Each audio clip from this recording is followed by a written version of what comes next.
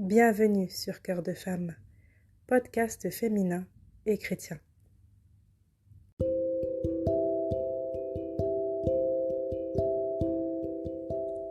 Bienvenue sur Cœur de Femme. Je suis Anna et je suis ravie de vous retrouver dans ce nouvel épisode. Aujourd'hui, j'ai eu à cœur de vous parler du mariage, de définir ce qu'il est et de ce qu'il n'est pas, de vous parler de la pensée de Dieu, de la pensée biblique sur le mariage. En effet, il me semble que dans notre génération micro-ondes, dans laquelle tout doit aller vite, nous avons besoin de repères pour se projeter dans le futur et également pour définir ce qu'est réellement un engagement de mariage. En effet, il est triste de constater que de plus en plus de couples se séparent, parfois au bout d'1 année, 2 années de mariage. Alors comment expliquer cet échec généralisé? En effet, en France, à titre d'exemple, plus de 2 couples sur 3 finiront par divorcer un jour. Est-ce que c'est une fatalité ou est-ce qu'il est possible de garder très longtemps, toute sa vie, un mariage heureux, un couple épanoui? C'est ce que nous allons voir dans cet épisode.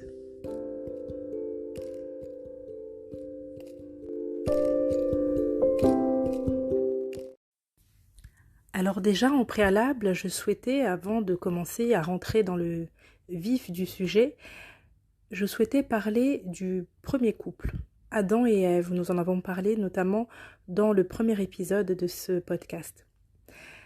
Adam et Ève, donc premier couple originel. Comment s'est passée leur union? Eh bien, leur union s'est passée de manière très simple et très naturelle. Donc, comme vous le savez, Dieu a d'abord créé Adam. Adam a passé un certain laps de temps seul, dans la solitude, simplement entouré de la création divine. À un moment donné, sa solitude a commencé à être évidente pour lui. Il s'est senti seul. Il a regardé les animaux qui étaient certainement en couple autour de lui et il s'est rendu compte que lui, il n'avait pas cette moitié, cette seconde personne près de lui pour cheminer sur la terre avec lui. C'est alors que le Seigneur, Dieu, donc a fait venir sur lui un profond sommeil et à partir de la côte d'Adam a formé la femme, c'est-à-dire Ève. Lorsque Ève a été formée et qu'Adam s'est réveillé de son profond sommeil, donc il a vu cette femme magnifique, et il en est tombé directement amoureux, et cela a été réciproque. Ça a été le premier mariage qui s'est fait avec pour témoin donc Dieu le Père. Ce qui est marquant dans ce premier mariage, c'est que bien que Dieu savait dès le départ que Adam avait besoin de cette femme et que Dieu savait que cette femme était faite pour Adam et vice-versa qu'Adam était fait pour Ève, Dieu n'a pas imposé ce choix à Adam. C'est-à-dire qu'il leur a laissé le temps de la rencontre, il leur a laissé le temps de tomber amoureux et de faire ce choix par eux-mêmes, Dieu étant le témoin de ce magnifique premier mariage.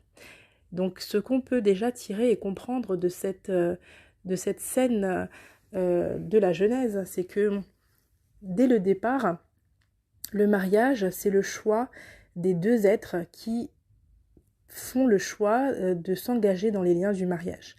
On ne se marie pas par pression extérieure, on ne se marie pas pour faire plaisir à ses parents ou parce que l'âge avance ou parce qu'on a peur d'être seul. On se marie parce que c'est un désir qui naît dans le cœur, parce que c'est une rencontre, parce que c'est un souhait de former des projets avec une personne et c'est un souhait qui est partagé donc avec l'autre personne.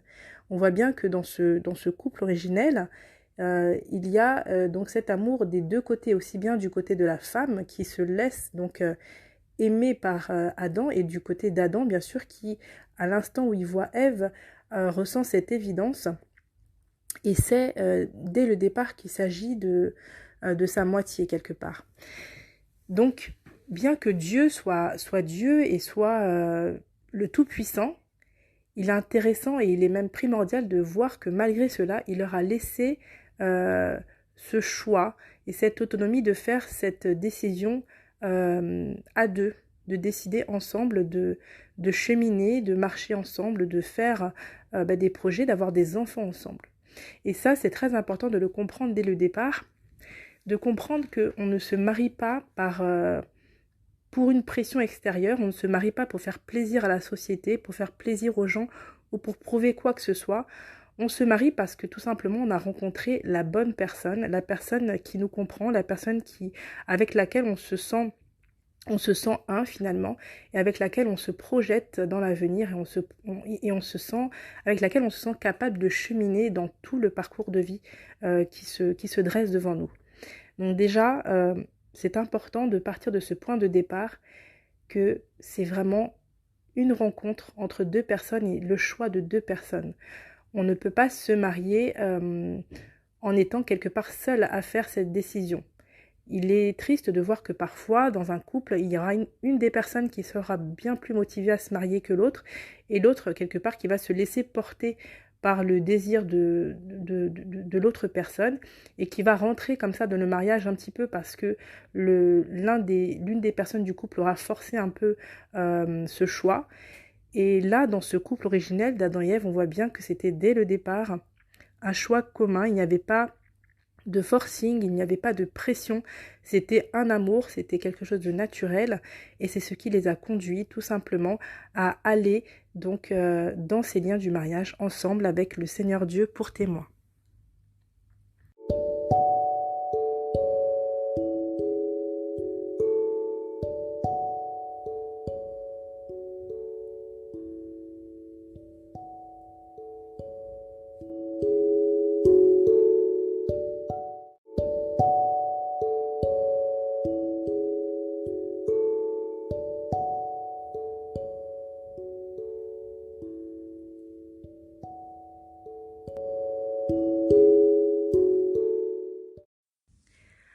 Vous l'aurez donc compris, le mariage, c'est d'abord l'histoire d'une rencontre.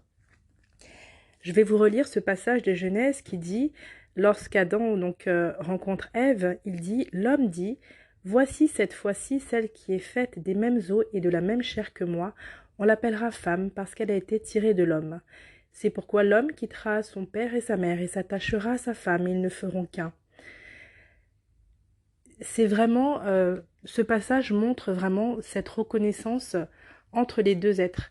Vous verrez souvent que les personnes qui se rencontrent et qui se sont bien trouvées diront souvent, lorsque je l'ai rencontré, j'ai eu l'impression de déjà le connaître, ou quand c'est l'homme qui parle, lorsque je l'ai rencontré, j'ai su immédiatement que c'était elle. Donc ça peut paraître fou, mais effectivement, lorsqu'on rencontre la bonne personne, eh bien, même s'il n'y a pas toujours cette conscience que ça sera l'homme ou quand on est l'homme, que ce sera la femme de ma vie, ou lorsqu'on est la femme, que ce sera l'homme de ma vie, il y a comme cette reconnaissance automatique qui se fait où on se dit, c'est bizarre, cette personne, j'ai l'impression qu'on se connaît déjà, j'ai l'impression de l'avoir déjà vue. C'est un sentiment qui est souvent partagé. Moi, j'ai souvent entendu ce genre de témoignages avec des personnes qui disaient, mais c'est drôle, en fait, du jour où j'ai vu cette personne, ça a fait comme un tilt, j'ai eu l'impression de déjà la connaître, le connaître. Et ça, cette reconnaissance est vraiment importante parce que c'est un signe qu'il y a donc cette connexion déjà spirituelle entre les deux êtres. Voilà, quelque chose qui n'est pas explicable de manière intellectuelle, mais où effectivement les deux personnes ressentent qu'ils étaient tout simplement faits l'un pour l'autre. Donc le mariage, pour revenir à sa définition, c'est donc une rencontre. C'est la rencontre entre deux êtres. Et c'est le fait d'accepter aussi de grandir. On voit dans ce passage que j'ai lu un peu plus tôt que l'homme quittera son père et sa mère. C'est-à-dire qu'on ne se marie pas pour rester encore enfant dans sa tête. On se marie en acceptant de grandir, en acceptant que dans le mariage, il y a une responsabilité à prendre. On s'engage pour la vie, ce n'est pas un jeu. Le mariage, ce n'est pas une décision qu'on prend à la légère. On ne s'engage pas de manière irréfléchie. c'est une décision lourde de conséquences. On s'engage à vivre, en tout cas dans le vrai sens du mariage, le sens biblique du mariage, on s'engage à vie avec la personne. Du coup, il faut vraiment se projeter sur l'avenir. Il faut se dire, cette personne qui est là en face de moi, est-ce que je l'aimerais encore dans 20 ans? Est-ce que je l'aimerais encore dans 50 ans? Alors effectivement, ça peut paraître être une question très difficile parce que dans 50 ans, on ne sait pas forcément ce qu'on sera ou ce qu'on ressentira.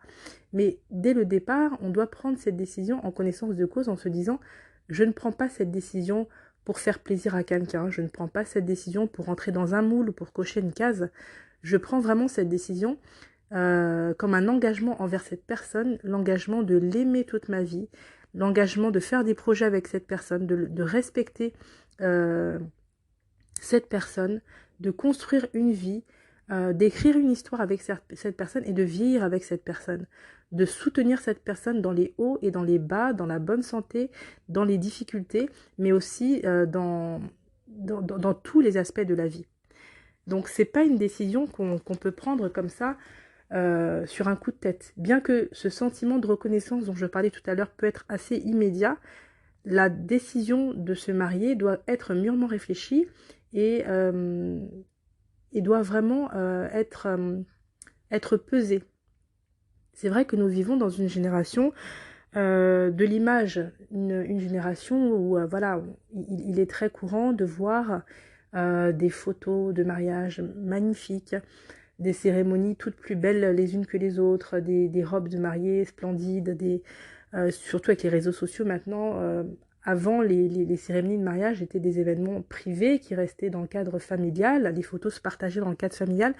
Maintenant, c'est vrai que c'est devenu assez public. Heureusement, malheureusement, je laisse chacun juger. Mais c'est vrai que du coup, ça peut perdre en fait de son sens, dans le sens où c'est devenu un petit peu comme un spectacle.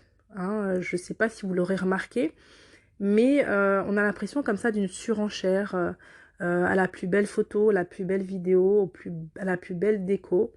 Et ce qui fait qu'on peut réduire finalement le mot mariage et le sens du mot mariage à des images, à une page Instagram, à une vidéo YouTube, à une robe, à des bijoux, à une fête, alors qu'en fait, cette cérémonie, bien qu'en soi, elle soit légitime, en fait, cette cérémonie, mais le sens qu'on met derrière est plus important que toute cette fête, quelque part. Et ce qui est terrible, c'est qu'on voit donc des couples, des jeunes couples ou des couples un peu d'âge plus mûr, qui mettent énormément d'efforts, énormément d'argent, énormément d'énergie en fait à faire la cérémonie la plus parfaite qui soit, la plus belle et la plus instagrammable qui soit et la plus la plus belle, on va dire, visuellement parlant, mais sans prendre soin de l'intérieur, sans prendre soin de réfléchir vraiment à ce qu'on est en train de faire. Parce que la cérémonie, finalement, ce n'est qu'un moment, ce n'est qu'un instant, mais ce n'est pas ça le mariage, c'est juste une cérémonie, c'est juste une célébration. Mais le mariage, c'est ce qui vient après, c'est ce qui vient une fois que les invités sont partis, une fois que tout s'arrête, que les lumières s'éteignent et que le couple se retrouve à deux. C'est là que le vrai mariage commence.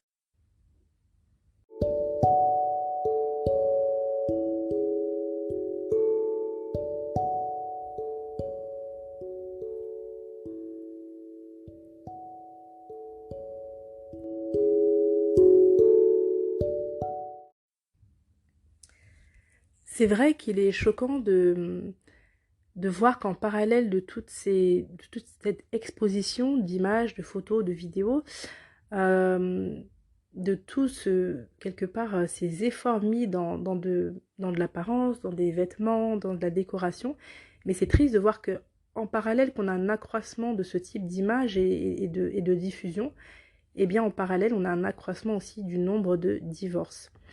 Ce qui prouve bien qu'il y a un décalage entre ce que le mariage représente et ce qu'on sait réellement du mariage. Est-ce qu'on sait à quoi on s'engage en fait? Est-ce qu'on en a parlé avec l'autre? Est-ce qu'on est bien sur la même longueur d'onde? Ou est-ce qu'on s'est juste focalisé sur le fait de faire les plus belles photos, la plus belle fête, et puis on n'a pas vraiment réfléchi à ce que ça signifiait, à ce qu'on souhaite derrière. Donc, déjà, le mariage, c'est quoi? Le mariage, c'est déjà un engagement à deux. C'est-à-dire que lorsque on rencontre la personne, on se met d'accord. On se met d'accord sur ce qu'on souhaite et sur ce qu'on ne souhaite pas. On se met d'accord sur ce qu'on met derrière le mot mariage. Pour faire simple, le mariage, c'est s'engager à vivre à deux dans la fidélité. Il faut que ça soit très clair des deux côtés. Si d'un côté, en fait, le mariage, c'est d'un côté donc des membres du couple, si par exemple pour l'un, le mariage ne signifie pas forcément fidélité, eh bien forcément, à un moment donné, il y aura un décalage dans ce couple parce que l'une des personnes aura eu son interprétation du mariage à juste titre, comme quoi le mariage c'est être fidèle toute la vie, et l'autre finalement aura plus vu le fait de vivre sous le même toit, d'avoir des enfants ensemble. Donc c'est important déjà de se mettre d'accord en se disant voilà, on se marie et on s'engage à être fidèles l'un à l'autre toute notre vie.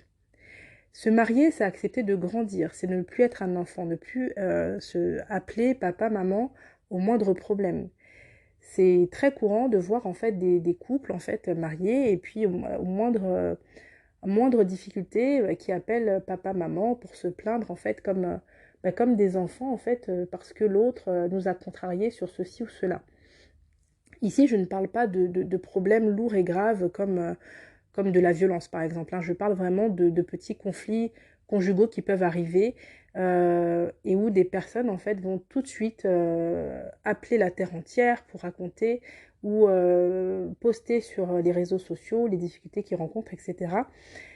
Donc le mariage, ce n'est pas pour les enfants. Le mariage, c'est fait pour des personnes adultes en fait et qui savent déjà consciemment lorsqu'ils vont se marier que on n'est pas dans un film en fait, on n'est pas dans une série, donc on ne se marie pas avec une personne qui est parfaite, donc forcément il y aura des moments où tout ne sera pas parfait, mais justement se marier c'est accepter de grandir ensemble et de parler et d'évoluer ensemble en fait.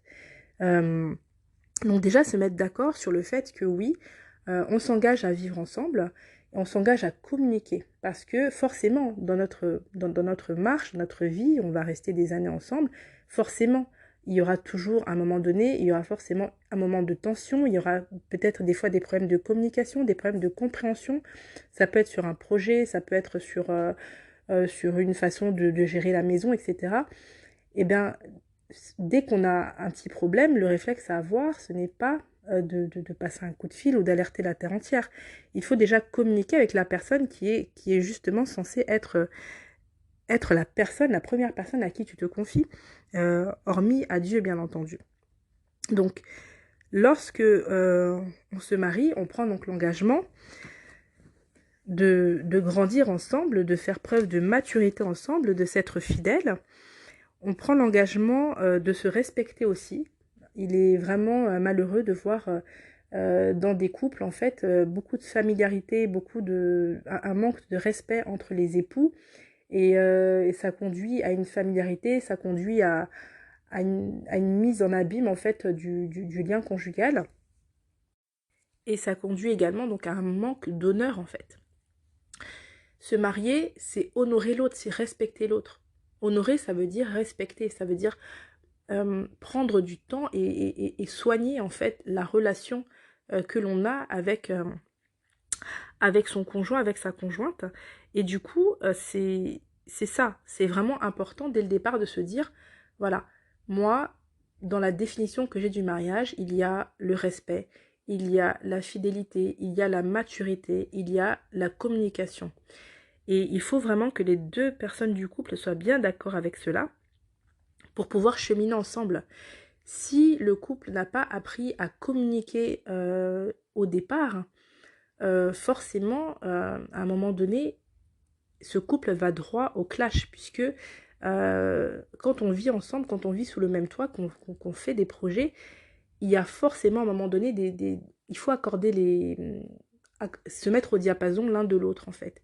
Et se mettre au diapason, ça nécessite de dialoguer, de parler pour être sûr qu'on est bien toujours ensemble sur le même chemin. La Bible dit dans Amos 3.3, 2 hommes marchent-ils ensemble sans s'être accordé. Donc on ne peut pas faire un chemin ensemble, on ne peut pas projeter de vivre ensemble si on ne s'est pas accordé sur des valeurs de base. Il va sans dire que partager la même foi, c'est quelque chose qui est primordial, puisque en ne partageant pas la même foi, déjà, on se met en difficulté, puisque dès le départ, on ne part pas sur les mêmes bases. Le fait de partager la même foi, déjà, nous assure comme un terrain favorable qui va nous permettre, quoi qu'il arrive, de revenir ensemble dans la parole, de revenir ensemble à se dire, voilà, moi, c'est vrai que sur tel point, en fait, je pense plutôt ceci, toi, tu penses plutôt mais que dit la parole? Que dit la parole de Dieu par rapport à cette situation? En ayant déjà cette base commune, vous maximisez vos possibilités de sortir en fait des difficultés de communication, des difficultés de mise en accord sur un projet ou sur n'importe quel point en fait. Si vous avez déjà la même base, la même foi et les mêmes valeurs, vous maximisez bien entendu vos possibilités de réussir votre vie de mariage.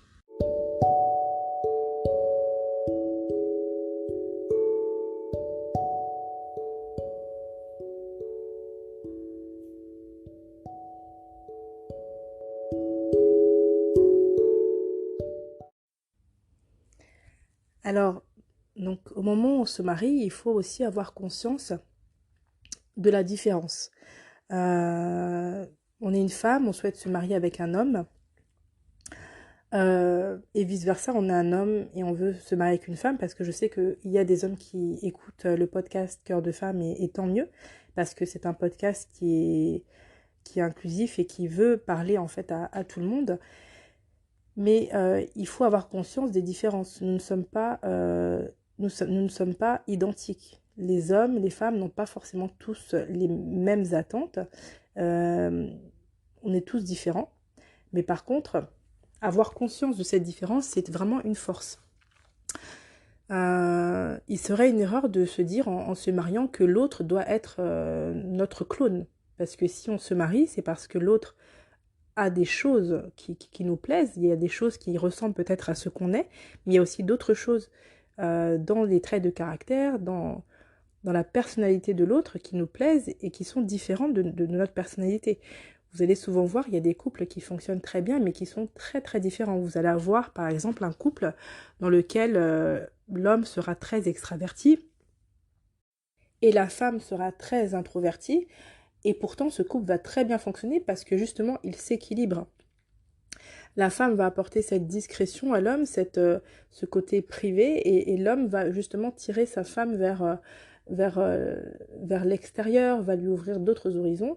C'est un exemple, hein, ça ne c'est pas forcément comme ça. Parfois, vous avez l'inverse, une femme qui sera très sociable, très ouverte sur le monde, et puis un homme qui sera un peu plus en retrait, et pourtant ils vont très bien fonctionner ensemble parce que justement ils s'équilibrent et ils créent ensemble justement cette richesse par leurs deux personnalités différentes. Ils vont créer donc ce couple en fait avec des nuances, des couleurs différentes et qui vont faire que ce couple aura ce côté unique. Donc se marier, c'est accepter que l'autre est différent, l'autre a sa personnalité. On ne se marie pas pour changer l'autre.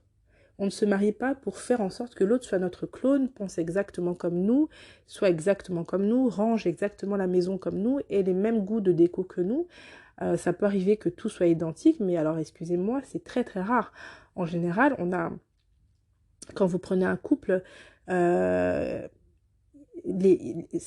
deux personnes viennent de deux familles différentes, viennent de deux arrière-plans, deux backgrounds différents, et même s'ils partagent la même foi, la foi en Christ, eh bien il peut arriver qu'il n'ait pas tout à fait la même éducation, qu'il n'ait pas tout à fait la même histoire, la même histoire de vie, la même vie de famille au préalable, et forcément ça va apporter donc des nuances différentes une fois que ce couple sera marié, vivra sous le même toit et aura des projets ensemble.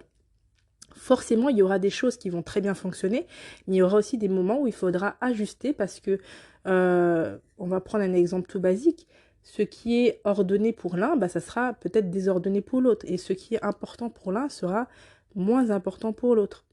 Et il faut déjà partir avec en ayant connaissance que voilà, lorsqu'on va se marier, eh bien, l'autre n'est pas mon clone, l'autre a une histoire, l'autre a une façon de voir les choses, bien qu'on ait la même foi, les mêmes valeurs, la même façon de voir la vie, de se projeter, mais malgré tout, on n'a pas la même personnalité, on n'a pas la même histoire, et forcément, le fait d'avoir grandi dans une famille d'un type ou d'un autre, ça laisse ça nous forge, et ça laisse une empreinte sur notre vie, une empreinte qui peut être parfois très positive, parfois une empreinte négative, mais donc il faudra composer avec.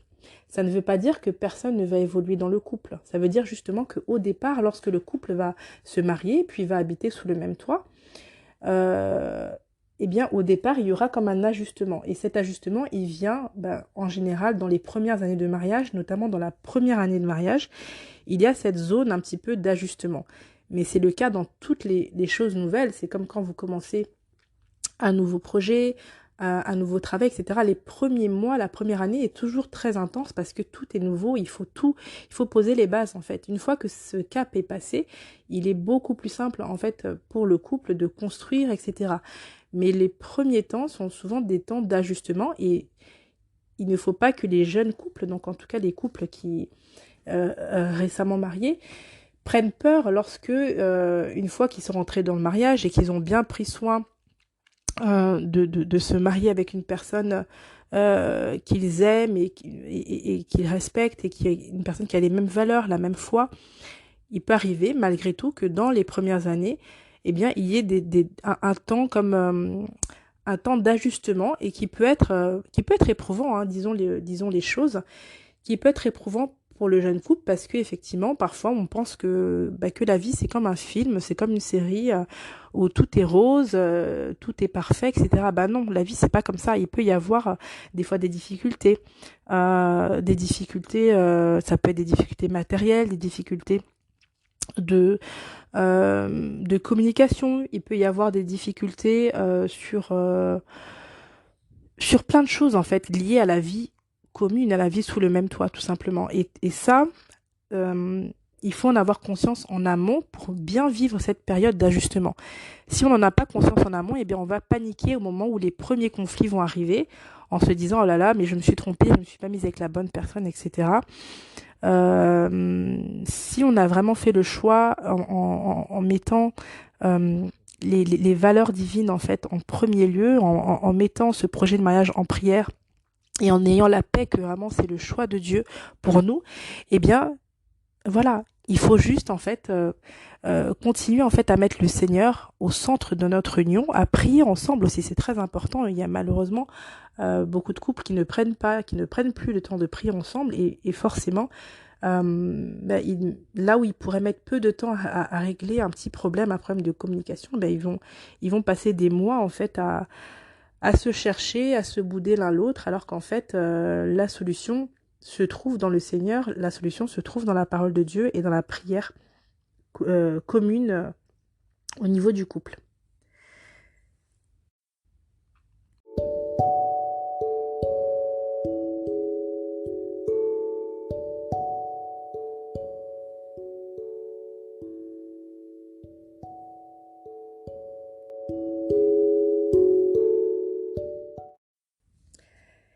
Une autre erreur aussi, c'est de se marier pour les mauvaises raisons. Comme je disais plus tôt, on ne se marie pas parce que l'âge avance, on ne se marie pas parce qu'on a des difficultés financières et qu'on se dit que en se mariant avec une personne qui a une bonne situation, eh bien, tout va s'arranger. On ne se marie pas parce qu'on a envie d'avoir un enfant et que l'horloge biologique avance. On ne se marie pas parce qu'il y a une pression sociale, parce que les personnes autour de nous se marient et donc on veut faire pareil. On se marie vraiment en connaissance de cause, en ayant pris le temps de faire ce choix de manière éclairée, de manière spirituelle et en ayant vraiment conscience que c'est un engagement à vie. Le mariage, c'est quelque chose de précieux. La Bible dit « deux valent mieux qu'un ». Donc c'est quelque chose de très beau, le mariage. C'est le fait de marcher avec quelqu'un, vraiment de grandir ensemble, de prendre en maturité ensemble, de cheminer ensemble, c'est vraiment quelque chose de merveilleux. C'est quelque chose que j'ai la grâce de vivre depuis bientôt 18 ans. Et je me suis mariée très jeune à titre personnel. Et c'est vrai que c'est quelque chose de beau, de fait de partir d'un point A et puis de faire un chemin de vie, un parcours de vie, de voir l'autre évoluer, de voir l'autre prendre en maturité, de soi-même grandir aux côtés de l'autre, d'apprendre. C'est quelque chose de très précieux et de magnifique que Dieu a donné aux êtres humains, mais alors à condition que ce mariage soit fait vraiment euh, devant le Seigneur. C'est vraiment important. Le mariage, c'est précieux, c'est pas quelque chose, c'est pas un jouet le mariage, c'est pas quelque chose qu'on jette, un objet qu'on jette quand il ne marche plus. On voit beaucoup de couples en fait qui se séparent et souvent dans les motifs évoqués, ce sera différent, irréconciliable. Et, euh, et en fait, le mariage, c'est la réconciliation, c'est accepter d'avoir des moments de conflit et de se réconcilier. Je pense que si vous interrogez un couple qui est marié depuis 50 ans, ils ne vous diront jamais, ah, on ne s'est jamais disputé, on a toujours été d'accord sur tout, j'ai toujours été d'accord avec tout ce qu'il a fait ou tout ce qu'elle a fait. Non, ils vont vous dire qu'on a eu des hauts et des bas, mais on a toujours communiqué et on s'est aimé réellement en fait dès le début et on n'imaginait pas une vie sans cette personne. Et, euh, et c'est ça, le mariage, en fait, dès le départ, il faut accepter et il faut reconnaître que c'est quelque chose de précieux, c'est quelque chose de... euh, on ne fait pas n'importe quoi avec le mariage, on ne fait pas rentrer n'importe qui dans le mariage. C'est quelque chose qu'il faut vraiment soigner et il faut en prendre soin. C'est pas un jouet qu'on jette dès qu'il ne marche plus, dès qu'il ne fonctionne plus. Pour revenir au couple originel, Adam et Ève, quand est-ce que leur mariage a été fragilisé? C'est lorsqu'ils ont laissé une troisième personne, à savoir le serpent, rentrer dans leur couple. Au lieu de laisser le Seigneur Dieu au centre de leur couple, au lieu de demander conseil à leur couple, conseil à leur Dieu plutôt, ils ont laissé le serpent les influencer. Donc la femme a laissé le serpent lui parler à l'oreille. Elle lui a laissé le temps de la séduire. Elle a été séduite, elle a été piégée. Et ensuite, étant elle-même contaminée par le péché, ben, ça a été malheureusement, ben, le prochain, c'était Adam. Donc à être contaminé par le péché. Et puis ce péché a été, ben, aujourd'hui, on part d'une pandémie, hein, mais là, ça a été une pandémie de péché. Et en fait, ça a commencé par, au départ, on a laissé, Ève, en fait, a laissé le serpent rentrer dans son couple. Là où elle devait prendre du temps pour parler à son époux, pour communiquer avec son époux, ou prendre du temps pour parler à son Dieu, en fait, elle a malheureusement tendu l'oreille au serpent. Pour quelle raison? Peut-être parce qu'à ce moment-là, son époux n'était pas là, ou peut-être qu'à ce moment-là, elle était distraite, elle était loin de la présence de Dieu. Et malheureusement, c'est ce qui arrive dans beaucoup de couples. Beaucoup de couples vont mal parce qu'ils ne communiquent plus ensemble, ils ne passent pas assez de temps ensemble et surtout, ils ne prennent plus le temps d'écouter la voix de Dieu. Cette voix de Dieu qui s'entend en lisant la parole de Dieu, la Bible, mais aussi dans la prière.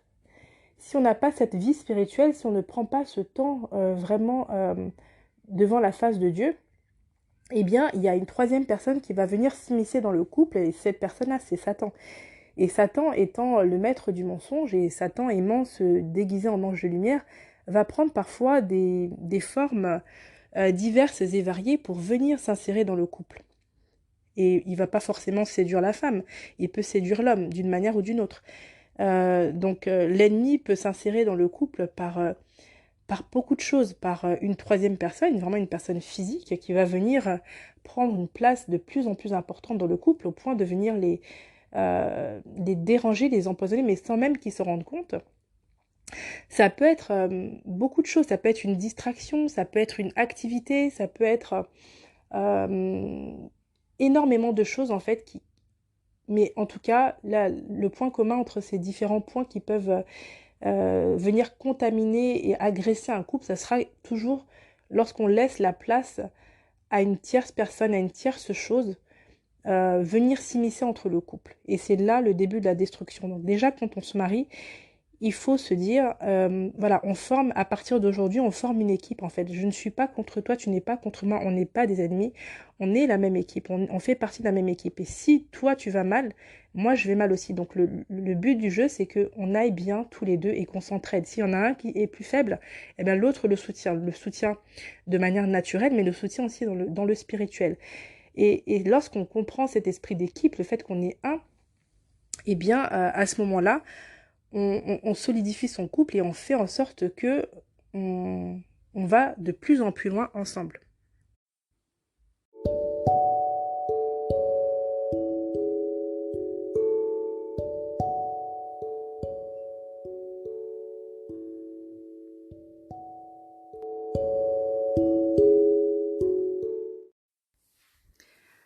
Une autre erreur aussi serait de se marier en surinvestissant l'autre dans un rôle qu'il n'est pas censé tenir. Je m'explique. Parfois, on se dit, voilà, je me marie pour que l'autre me rende heureux, pour qu'il me rende, qu'il me donne, voilà, tout ce que je n'ai pas pu avoir lorsque j'étais plus jeune, pour qu'il m'apporte tout le bonheur, qu'il me rende heureuse, qu'il me fasse vivre telle ou telle chose. Et ça, c'est une erreur parce que on ne se marie pas pour que l'autre nous rende heureux, on se marie pour rendre l'autre heureux. Si la femme et le mari ont cet état d'esprit en se disant je me marie pour être la meilleure personne qui soit pour l'autre et apporter vraiment tout ce que je peux à l'autre, lui donner de l'amour, faire preuve de joie, lui assurer cette sécurité, ce bonheur. Si chacun des membres du couple en fait prend ce côté généreux en se disant je me marie pour donner, eh bien ce couple va fonctionner. Par contre, si les membres du couple, si les deux personnes ont une conception finalement égoïste en se disant voilà je me marie et j'attends de l'autre qu'il soit comme ceci, comme cela, qu'il me donne ceci, qu'il me rende heureux, etc. Eh bien, on va droit au mur puisque l'autre, la personne avec laquelle on se marie n'est pas un dieu, c'est un être humain comme nous en fait, qui a aussi ses limitations et qui a aussi un travail à faire sur lui-même. Et du coup, il faut plutôt se dire, voilà, moi, je ne suis pas parfaite, mais j'ai de l'amour à donner et je vais aller de perfection en perfection, je vais m'améliorer, je vais changer voilà, les défauts que j'ai. Si je suis quelqu'un de nerveuse, de colérique, ben, je vais faire un travail dessus afin de, une fois que je rentre dans le mariage, je ne veux pas traîner avec ce défaut, avec cette tendance, mais je veux apporter au contraire du calme, de la paix, de l'amour à mon conjoint. Et pareil, le conjoint fait un travail sur lui en se disant, voilà, moi j'ai tendance à être un petit peu, je sais pas, qu'est-ce que je peux dire comme défaut, à être un petit peu auto-centré, à ne penser qu'à moi, ben, je vais faire un travail sur moi pour avoir plus de générosité, pour penser à l'autre, pour que ma femme soit heureuse, en fait, une fois qu'on sera rentré dans les liens du mariage, et même avant. Il faut faire ce travail au préalable, parce que ce serait une erreur de croire que on se marie et puis l'autre nous doit tout. Effectivement, l'autre nous doit du respect, de l'amour, etc. Mais il faut d'abord, avant de changer l'autre, il faut déjà essayer de se changer soi-même. En fait, souvent, ce qu'on reproche à l'autre, il faut d'abord se le reprocher à soi, faire un travail sur soi. Et souvent, c'est en changeant notre attitude, en fait, on va effectivement pousser l'autre à changer également, mais de manière naturelle, pas de manière forcée ou de manière artificielle. Donc vraiment, il faut se marier avec cette conception généreuse en se disant, voilà, je me marie pour donner de l'amour, etc. Et je n'attends pas de l'autre à ce que ce soit lui qui est comme ça, tout d'un coup, qui soit capable de tout me donner, de me donner de l'amour, de me donner de l'assurance en moi-même, de me donner de la confiance, etc. Il ne faut pas se tromper de rôle. La, la confiance en soi, si on est mal dans sa peau, en fait, c'est un travail à faire déjà sur soi-même et avec Dieu. Et le fait de charger l'autre, en fait, de tout notre épanouissement, c'est très dangereux parce que du coup, on va lui mettre une pression et on va attendre de lui quelque chose qu'il n'est pas capable de nous donner parce que ce n'est qu'un être humain. Parfois, de manière inconsciente, hein. On demande à l'autre d'être parfait, mais il ne faut pas oublier que l'autre, bien qu'il ait plein de qualités, ça reste un être humain. Donc il ne peut pas être parfait et ne jamais faillir en quoi que ce soit. Quand je parle de faillir, je ne parle pas de péché. Je parle en fait de... Parfois, voilà, on va exiger de l'autre à ce qu'il fasse tout un tas de choses que nous-mêmes, on ne fait pas. Donc c'est quand même dommage d'avoir cette conception. Donc il faut vraiment se marier avec une conception généreuse. L'autre fois aussi, j'avais l'image en fait d'un livre en fait. Le mariage, c'est un petit peu comme un livre neuf en fait qu'on nous offre et qu'il faut garder le plus propre, il faut en prendre soin pendant tout le temps de sa vie. Si ce livre qu'on nous offre on ne lui met pas une belle couverture, si on ne prend pas soin de l'emballage, etc., de bien le couvrir plutôt, si ce livre on le jette un petit peu n'importe comment, qu'on rature dessus, eh bien au bout de quelques années, il sera en lambeaux, on n'aura même plus envie de le lire, il ne ressemblera plus à rien. Par contre, si ce livre, avant de le manipuler, on prend le temps de bien le couvrir, de le protéger, et si on le manipule avec soin, eh bien ce livre en fait il va durer des années et encore des années et il sera toujours comme neuf parce qu'on va le manipuler avec respect, on va le manipuler avec soin, on va faire en sorte d'avoir des mains propres avant de toucher les pages.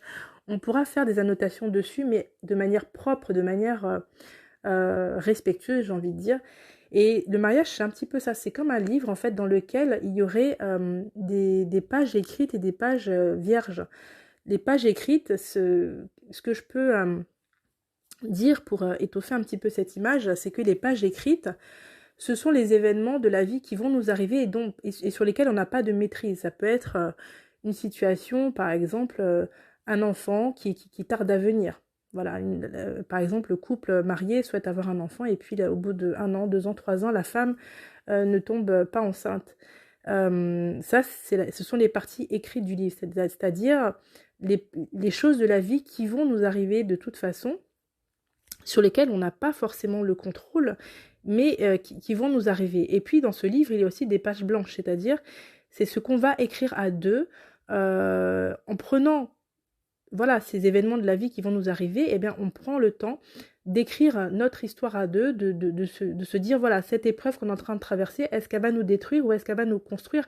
Est-ce qu'on va partir de cette épreuve pour comprendre quelque chose de Dieu, pour apprendre quelque chose sur notre couple, et puis pour nous solidifier au contraire? Ou alors, est-ce qu'on va se dire, cette épreuve, j'en veux pas, j'ai pas envie d'écrire une histoire, je déchire le livre, je le jette, etc. Donc, je sais pas si l'image est parlante pour vous, mais j'ai eu cette pensée en me disant, voilà, c'est un petit peu, le mariage, c'est un peu comme un livre qu'on nous offre et qu'il faut écrire à deux, il faut composer avec les événements sur lesquels on n'a pas de prise.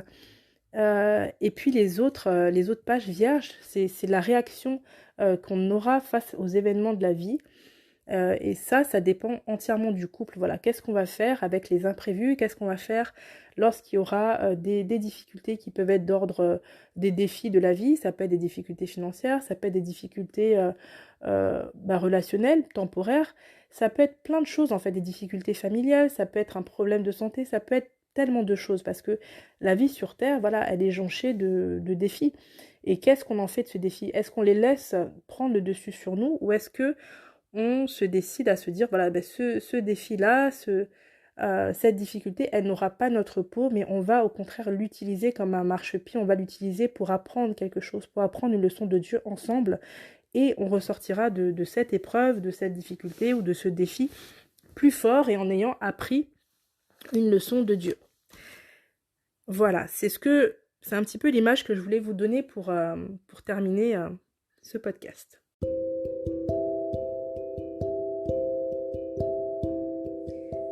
Le mariage et le sens du mariage, on pourrait littéralement en parler pendant des heures.